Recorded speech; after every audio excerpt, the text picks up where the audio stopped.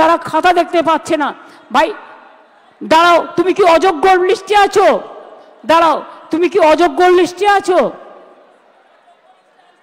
তুমি যোগ্য না অযোগ্যর লিস্টে? তো যোগ্যদেরটা তো বলে দেওয়া হয়েছে, আবার কি? We have said everything. I think it is clear. It is very clear. Nothing is left out. বলে দিয়েছি যারা যোগ্য তারা পাবেন, চিন্তা করার কোনো কারণ নেই। গায়ের জোরে ফোর্সফুলি তর্ক করে কিছু হয় না। কোর্টে ক্লারিফিকেশন নেব, তারপরে কি ব্যাপার কি ব্যাপার ওটা তো আমি আইনের ব্যাখ্যা বললাম।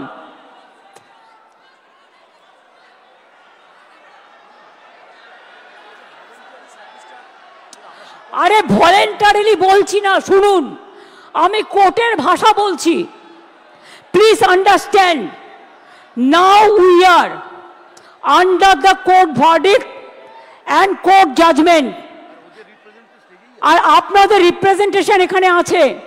আমি কেন বলছি, কোর্ট আমায় বলতে পারে আমি বাতিল করলাম, তুমি ওদের কেন যেতে বলছো? আমি যেতে বলছি এই কারণে যে যে কেউ সার্ভিস দিতে পারে ফর হিউম্যানিটি, তাদের সার্ভিস কেউ করতে পারে না। সুতরাং কোর্টের আইন মেনেই যোগ্যদের জন্য ওদের পথ দুটো খোলা আছে। তো why you are asking me? Don't repeat this question না, এটা আপনার মাইনাস হতে পারে। বুদ্ধি খরচ করুন, বুদ্ধিমানেরা বুদ্ধি খরচ করে, বুদ্ধি খরচ করে কাজ করুন। আর যোগ্য আর অযোগ্যদের লিস্টটা আমরা সুপ্রিম কোর্টের কাছে চাইব, ঠিক আছে? তারপরে আমরা ডিসিশন নেব। প্লিজ, আপনার চাকরি গেলে যেমন ক্ষতি, অন্যের চাকরিও যদি বিনা কারণে যায় যারা যোগ্য, সেটাও কিন্তু তাদের ক্ষতি। এটা মাথায় রাখবেন। এটাই লাস্ট ওয়ার্ড, এটাই এ, এটাই বি, এটাই সি, এটাই ডি, এটাই এ, এটাই এ টু জেড। এই ভরসাটুকু রাখুন। আশা করি ভালো থাকবেন, সুস্থ থাকবেন, কাজ চালিয়ে যান। অনেক অনেক ধন্যবাদ। জয় বাংলা। এসেছিলেন গুছিয়ে ঢপবাজি করতে, কিন্তু তার ঢপবাজি এই রাজ্যের কোনো চটি চাটা মেরুদণ্ডহীন তোলাবাজ ছাড়া আর যে কেউ বিশ্বাস করে না, নেতাজি ইন্ডোর স্টেডিয়ামে আজকে তা আরেকবার প্রমাণিত হয়ে গেল। আসলে 26,000 চাকরি বাতিল, এবং সেই চাকরি বাতিলের জন্য যদি কেউ দায়ী হয়ে থাকতে পারে সেটা এই রাজ্যের মুখ্যমন্ত্রী মমতা বন্দ্যোপাধ্যায়। সেটা আজকে চাকরি হারাদের কাছে স্পষ্ট হয়ে গিয়েছিল, এবং সেই জন্যই সেখানে একটা বৈঠক ডেকেছিলেন। হঠাৎ করে কোটা থেকে ডিপ্রাইভ টিচার অ্যাসোসিয়েশন গজিয়ে গেল, মানে ওই যারা ঘুষখোর আর কি, ঘুষ দিয়ে চাকরি পেয়েছে তাদের দিয়ে একটা সংগঠন তৈরি করা হলো, এবং সেই সংগঠন আবার চুপি চুপি শিক্ষামন্ত্রীর সঙ্গে বৈঠক করে ফেললেন। সেই শিক্ষামন্ত্রী আবার চুপি চুপি মমতা বন্দ্যোপাধ্যায়ের কানে কানে বলে দিলেন, আর মমতা বন্দ্যোপাধ্যায় ঠিক করে নিলেন আজকে 7ই এপ্রিল তিনি নেতাজি ইন্ডোর স্টেডিয়ামে আসবেন, 12টা 15 সময় তাদেরকে বক্তব্য রাখবেন। এবং সেখানে প্রায় 1 ঘন্টার একটা প্রোগ্রাম চলছিল। সেখানে ঢোকার আগেই দেখতে পাচ্ছেন যোগ্য এবং অযোগ্যদের বাঁচলো কারা, কিভাবে সেই বাছাই হলো, এবং তাদের মধ্যে রীতিমতো হাতাহাতি পরিস্থিতি হয়ে গেছে। এবং সেখানে যখন নেতাজি ইন্ডোরে তিনি বক্তব্য রাখছিলেন, সেই বক্তব্য রাখতে গিয়ে যে সলিউশনগুলো দিচ্ছিলেন সেগুলো যে নিখাদ ঢপবাজি, এবং এই তারা যে আতান্তরে পড়েছেন, তাদের জীবনটা যে দুর্বিষহ হয়ে গেছে, তাদের জীবনে যে অন্ধকার নেমে এসছে, তার জন্য যদি কেউ দায়ী হয়ে থাকেন তিনি রাজ্যের মুখ্যমন্ত্রী। এই দাবি যখন উঠে গেছে তখন কিন্তু আর কথা বলতে পারছেন না, টেম্পার লুজ করছেন। দেখলেন কিভাবে রেগে যাচ্ছিলেন। সেই জন্যই বক্তব্যের শেষ অংশটা আপনাদের প্রথমেই দেখালাম। অবশ্যই সেই 1 ঘন্টার ভিডিও দেখানো সম্ভব নয়, আমি নির্বাচিত সেই শেষ অংশটা আপনাদের দেখালাম। সেখানে রীতিমতো রেগে যাচ্ছেন। কেন রেগে যাচ্ছেন? কেননা যোগ্যরা সঠিক প্রশ্নটা তুলতে শুরু করে দিয়েছেন। কি সলিউশন দিয়েছিলেন মুখ্যমন্ত্রী? সোজা কথায়, এই রাজ্যে এবার সিভিক টিচার অ্যাপয়েন্টেড হবে। টিচারদের আর কোনো রকম কোনো সম্মান থাকবে না, তারা সিভিক টিচার হবে। কোর্টের রায়ে এসেছে, কোর্টের রায়ে বলা হয়েছে যারা অযোগ্য হিসেবে চিহ্নিত হয়ে গেছে তাদের তো চাকরি যাচ্ছেই, তাদেরকে বেতনটা ফেরত দিতে হবে। কিন্তু বাকি যাদেরকে যোগ্য এবং অযোগ্য বাছাই করা যায়নি, তার কারণ 3 বছর ধরে সুযোগ দেওয়া হয়েছে হাইকোর্ট এবং সুপ্রিম কোর্টে, কিন্তু এই সরকার এবং এই সরকারের এসএসসি তারা কেউ সেই যোগ্য অযোগ্যের সঠিক তালিকাটা দেয়নি। ফলে তারা জোর দিয়ে এটাও বলতে পারছে না যে যারা এই অযোগ্য হিসেবে চিহ্নিত হয়ে গেছে, এর বাইরে যে প্রায় 18-19 হাজার ছেলে মেয়ে রয়েছেন, তারা কেউ আর অযোগ্য নয়, এর মধ্যে থেকে কেউ অযোগ্য ভবিষ্যতে বেরোবে না, এই কথাটাও বলতে পারছেন না। ফলে কিছু করার নেই, সকলেরই চাকরি গেছে। এবং সেই জায়গা থেকে তিনি ভাবের ঘরে কিভাবে চুরিটা করছেন দেখুন। বলছেন যে আপনাদের কাছে কোনো টার্মিনেশন লেটার যায়নি এবং সেটা পাঠানো হবে না। কেন? কেননা এই যে যোগ্য অযোগ্য যাদেরকে বাছাই করা হয়নি, সুপ্রিম কোর্টের কাছেই এবার তিনি জানতে চাইবেন, সেখানে একটা রিভিউ পিটিশন করবেন যে এরা সকলেই কি অযোগ্য, এই প্রশ্নটা করবেন। তার ফলে আবার সেখানে হিয়ারিং হবে, কয়েক মাস অতিবাহিত হবে এবং পারলে 2026-এর নির্বাচনটা পেরিয়ে যাক। এটাই হচ্ছে মূল ধান্দা। এবং সেই সময়ে আপনারা ভলেন্টিয়ারি সার্ভিস দিন, আপনারা নিজে থেকে গিয়ে কাজ করছেন এরকম একটা বলে দিন। তাহলে ও নিজেই বললেন আমি এটা আইনের কথা বলছি, মানে ওই ভাবের ঘরে চুরি করা, অতি চালাকি করা। তিনি যখন তাকে সুপ্রিম কোর্ট জিজ্ঞেস করবে আমি তো ওদেরকে টার্মিনেট করে দিতে বলেছি, আপনি টার্মিনেট করেননি কেন? তখন সুপ্রিম কোর্টকে বলা হবে যে না না, আপনি এদেরকে সরিয়ে দিতে বলেছেন, আমি সরিয়ে দিয়েছি। কিন্তু এরা নিজে থেকে যদি শিক্ষা ব্যবস্থাকে বাঁচাতে গিয়ে নিজে থেকে চাকরি করে, তার জন্য তো কিছু বলার নেই না। সে তো যে কেউ সার্ভিস করতে পারে, যে কেউ শিক্ষকতা করতে পারে, সেটাই আমরা সুযোগ করে দিয়েছি যাতে শিক্ষা ব্যবস্থাটা বেঁচে থাকে। কত মহান মানুষ আমি, এটা প্রমাণ করার চেষ্টা। আর তাদেরকে তার বদলে কি দিয়ে দেওয়া হবে বলছেন না, কিন্তু বারবার বলছেন আরে ওটা তো আমি এমনি বলছি, ওটা আমি আইনের কথা বলছি। তার মানে ব্যাকডোর দিয়ে তাদেরকে 10-15 হাজার টাকা মাস গেলে হাতে ধরিয়ে দেওয়া হবে। অর্থাৎ বক্তব্যটা এই যে বাবা তোমাদের তো আমাদের এই দুর্নীতির জন্য সমস্ত কিছু গেছে, এখন না খেতে পেয়ে মরা তোমাদের অবস্থা হয়েছে, সামাজিক সম্মানের জায়গাটা চলে গেছে। কিন্তু তোমরা যদি এই সিভিক টিচার হয়ে যাও, তাহলে একদিকে তোমরা সমাজে মুখ দেখাতে পারবে, বলতে পারবে যে হ্যাঁ আমরা তো এখনো টিচার আছি, আমাদের তো চাকরি যায়নি। উল্টো দিকে না খেতে পেয়ে মরছিলে, সেখান থেকে 10-15 হাজার টাকা দিয়ে দিচ্ছে, যেরকম করে ওই টেম্পোরারি টিচারদের দিই। এই প্ল্যানিংটা করেছিলেন। কিন্তু যাদের চাকরি গেছে, যারা অযোগ্য তাদের কথা ছেড়ে দিন, যারা যোগ্য তারা তাদের মেধার ভিত্তিতে ওই চাকরিটা পেয়েছিলেন, সম্মানের সঙ্গে সেই চাকরিটা করতে চেয়েছিলেন, তারা তো এই সলিউশন মেনে নেবেন না, তারা এই ভাবের ঘরে চুরি মেনে নেবেন না। সবাই এই রাজ্যে চটিচাটা হয়ে যায়নি, সবাই এই রাজ্যে মেরুদণ্ডহীন হয়ে যায়নি। আর তাই তার বক্তব্যের মাঝখানে বারে বারে এইভাবে বাধা এসছে, এইভাবে প্রশ্ন এসেছে। তাদের সরাসরি প্রশ্নের উত্তর দেওয়ার ক্ষমতা নেই, কিন্তু যখন প্রশ্নের বেগটা অনেক বেশি হতে শুরু করেছে, ঠিক এইভাবেই টেম্পার লুজ করে গেছেন, রেগে যাচ্ছেন রীতিমতো, কিন্তু নিজেকে আবার কুল কম্পোজ করার চেষ্টা করছেন। কেননা আগামীকাল যে আরো বড় বাধাটা আসতে চলেছে, সুপ্রিম কোর্টে ওই মামলাটা শুনানি হবে যেখানে তিনি এবং তার পুরো মন্ত্রিসভা এই দুর্নীতির সঙ্গে যুক্ত কিনা সেটার বিরুদ্ধে সিবিআই তদন্ত হবে কিনা, যে রায় কলকাতা হাইকোর্ট দিয়েছিল সেই রায়ই বহাল থাকবে, নাকি সুপ্রিম কোর্ট কিছুটা রেহাই দেবে, সেই ফয়সালা হওয়ার আছে। বলে এখন রেগে গেলে হবে না।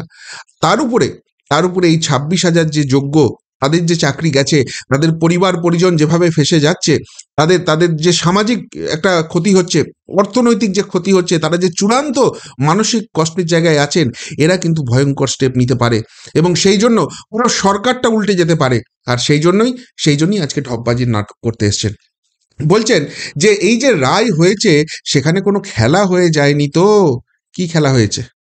কি খেলাটা হয়েছে? আপনি যে হয় দুর্নীতিগ্রস্ত নইলে ব্যর্থ অপদার্থ, সুপ্রিম কোর্টের রায়ই সেটা প্রতিফলিত হয়েছে। কিভাবে? দেখুন, এখানে সুপ্রিম কোর্ট বলছে যে একটা প্রাতিষ্ঠানিক দুর্নীতি হয়েছে এবং সেই দুর্নীতির ফল এই 26,000-এর রিক্রুটমেন্ট। সেখানে যোগ্য অযোগ্য যে বাছাই করা যাচ্ছে না, এটা পুরোপুরি প্রাতিষ্ঠানিক দুর্নীতি। প্রাতিষ্ঠানিক দুর্নীতিটা করেছে কে? আজকে যতই বলুক SSC autonomous body, Suvendu Adhikari তো বারবার বলে দিচ্ছেন, মাননীয় বিরোধী দলনেতা বলে দিচ্ছেন যে এসএসসির যে অটোনমাস ব্যাপারটা আছে সেটাই তো পার্থ চ্যাটার্জিকে দিয়ে তুলে দেওয়া হয়েছিল। এবং যদি এখানে দুর্নীতি কোনো রকম কোনো সম্পর্ক থাকতো না, যেটা বলে জিরো টলারেন্স উইথ করাপশন, সেই দিকে যদি কোনো রকম কোনো সামান্য ব্যাপারও থাকতো, তাহলে ওই যখনই অভিজিৎ গাঙ্গুলি যখন বিচারপতি ছিলেন, প্রায় 6,000-এর কাছাকাছি অযোগ্যকে ধরে ফেললেন, তখনই তো তাদেরকে বরখাস্ত করে দিতেন এবং সেখানে একটা কিছু ব্যবস্থা করতেন। সেটা না করে এদেরকে বাঁচাবার চেষ্টা করেছিলেন, এদের জন্য সুপার নিউমারি পোস্ট তৈরি করা হয়েছিল। কেন? এইখানেই তো প্রশ্নটা উঠছে এবং সেই কারণেই কালকে সুপ্রিম কোর্টে মামলাটা আছে। তাহলে এটার সঙ্গে যদি জড়িত থাকেন দুর্নীতিগ্রস্ত, আর আমি ধরে নিলাম দুর্নীতির সঙ্গে দূর দূরান্তেও মমতা বন্দ্যোপাধ্যায়ের কোনো সম্পর্ক নেই, তিনি একবারে ধোয়া তুলসী পাতা, সততার মূর্ত প্রতীক, যদি তাই হয় তাহলে চূড়ান্ত ব্যর্থ এবং অপদার্থ। কেননা তার পাশের চেয়ারে বসেছিলেন পার্থ চ্যাটার্জি, তৃণমূল কংগ্রেসের মহাসচিব এবং তৃণমূল জামানার দীর্ঘদিনের তিনি শিক্ষামন্ত্রী। তিনি এই চুরির দুর্নীতিটা করেছেন, সেটা কার্যত এস্টাবলিশ, যে কারণে জেলে আছে। তাহলে তার পাশের চেয়ারে বসে চুরি করছে, তিনি কিছু জানতে পারছেন না? এখন জেলে আছে সুবিরেশ ভট্টাচার্য, এসএসসির দায়িত্বে ছিলেন। এই সুবিরেশ ভট্টাচার্যকে একাধিক কলেজে তাকে দায়িত্ব দেওয়া হয়েছিল, তাকে এসএসসি চেয়ারম্যান করা হয়েছিল, এবং এবং তাকে যখন ওই কলকাতা বিশ্ববিদ্যালয়ে নিয়ে আসা হলো, মমতা বন্দ্যোপাধ্যায়কে ডিলিট দিয়ে দিলেন। মানিক ভট্টাচার্য প্রত্যেক বছর তাকে এক্সটেনশন দেওয়া হয়েছে ওই প্রাইমারি জায়গাটায়, এবং সেই মানিক ভট্টাচার্যকে শেষ অবধি 2021-এর যে নির্বাচন হয়েছে সেখানে পলাশীপাড়া থেকে টিকিট দিয়েছেন। তাহলে যারা দুর্নীতিবাজ, যারা দুর্নীতিগ্রস্ত, তাদের সঙ্গে রন্ধ্রে রন্ধ্রে আপনার যোগ রয়েছে। আপনার দলের মহাসচিব, আপনাকে তারা ডিলিট দিচ্ছে, আপনি তাদেরকে রাজনৈতিক টিকিট দিচ্ছেন, কোথাও না কোথাও তো যোগ আছেই। তাহলে এরা দুর্নীতি করে গেছে, তারপরও আপনি তাদেরকে ধরতে পারেননি, তাদেরকে পুরস্কৃত করে গেছেন। এতটাই সোজা।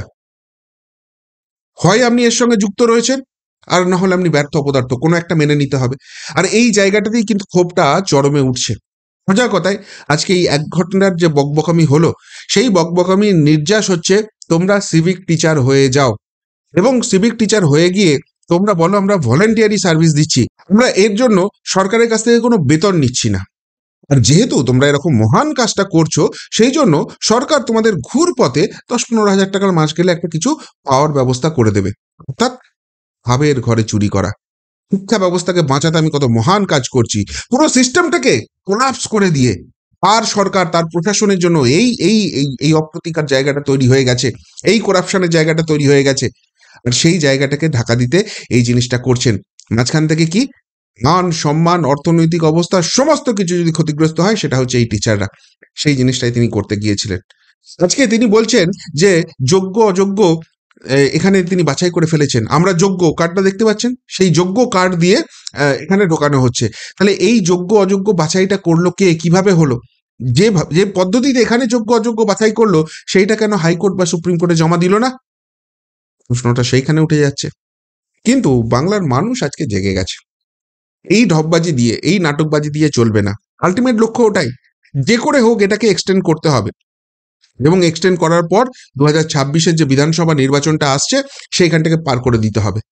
এবং সেই জন্য এখন থেকে ভয় দেখানোর চেষ্টা হচ্ছে যে দেখো, ত্রিপুরাতে বাম সরকার ছিল, সেই বাম সরকারের আমলে চাকরি গিয়েছিল, তাহলে বামেদের আমলেও দুর্নীতি হয়েছে, বামেরা এলেও তোমাদের কিছু সলিউশন করতে পারবে না। আর বিজেপির ওই মধ্যপ্রদেশে ব্যাপক কেলেঙ্কারি হয়েছে, এবং এই বলেছিল ত্রিপুরাতে যাদের চাকরি গেছে তাদের চাকরি ফেরাবো, তাদের কারুর চাকরি ফেরায়নি। তাহলে বিজেপি বা বামেদের যদি তোমরা ভোট দাও, তাদেরকে যদি আমাদের পরিবর্তন করে নিয়ে আসো, তারা তোমাদের চাকরির ব্যবস্থা করতে পারবে না। করতে পারবো একমাত্র আমরা, সেটা সিভিক চাকরি হোক, সেটা সিভিক টিচার বানিয়ে রাখাও, কিন্তু করলে আমরাই করব।